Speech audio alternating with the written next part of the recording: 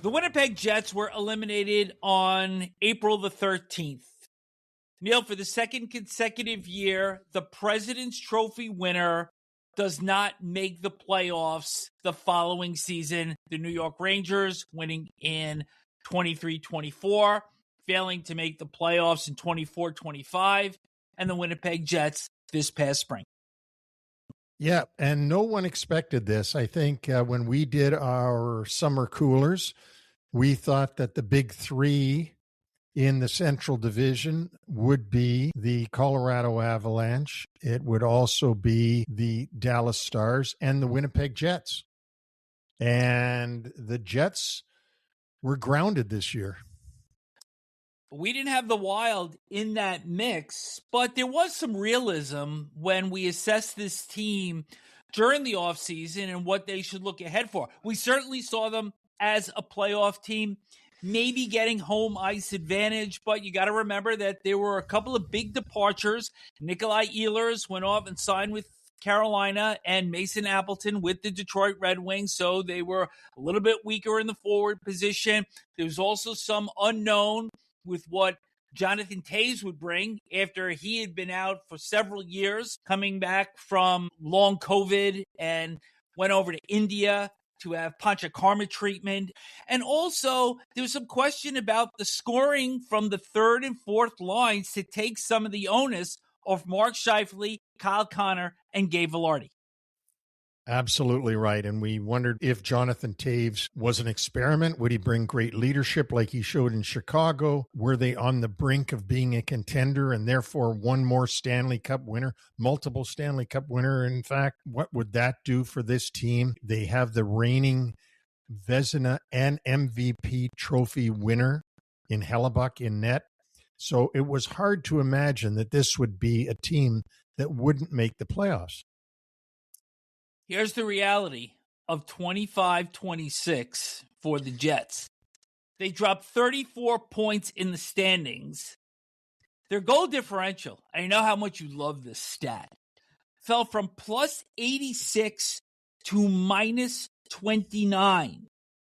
That is a total of 115 difference from one year to the next. They did start well enough, 9-3-0, and we even had Kevin Cheveldayoff on right after the first game where the slide started.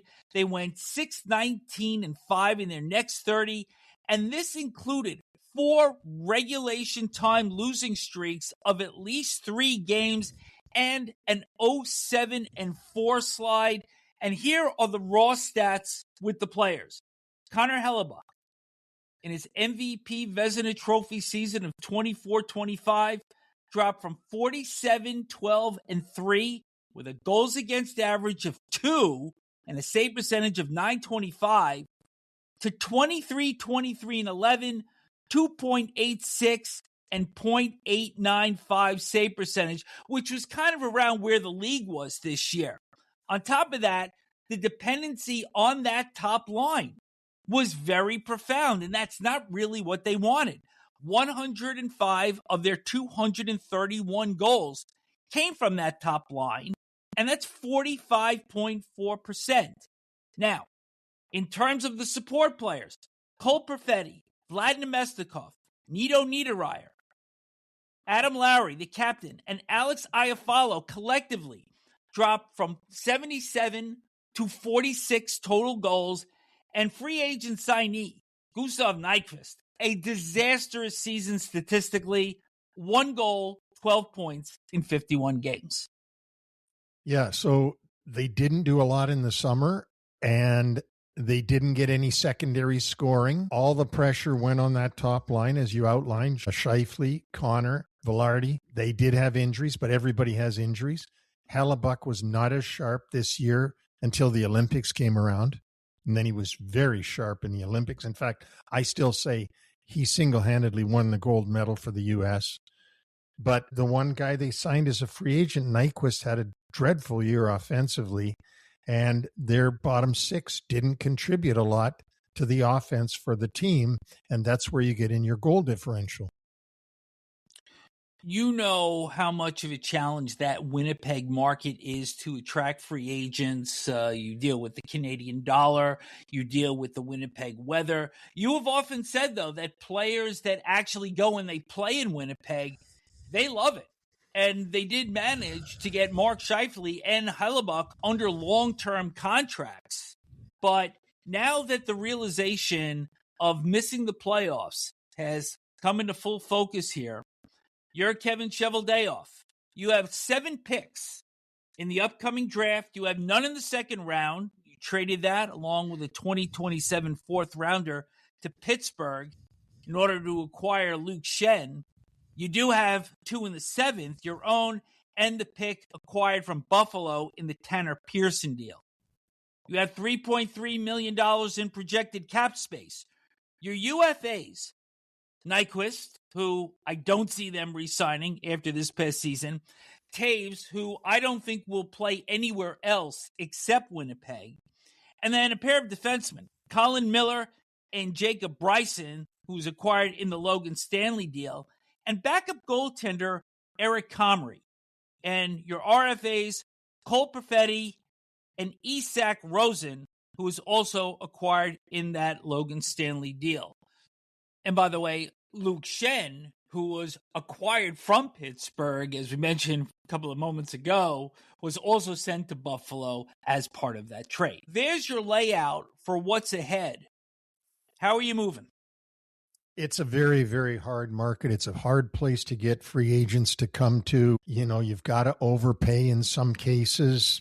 Players, once they get there, they love it there. And if they talk to their friends that play there, they'll convince them that it's a great place to play. I'm sure that it is. But there's more that goes into making a decision of where you're going to sign than how much the players love it. There's families, there's schools, there's wives, there's different things that go into this decision. And it is hard for Winnipeg to attract free agents, let's face it. So Kevin Cheveldayoff will have his hands full this summer. I doubt that they'll sign Comrie. I can't see them signing Toews. Maybe they do because he's a hometown guy, but boy, oh boy, they got to sign Perfetti.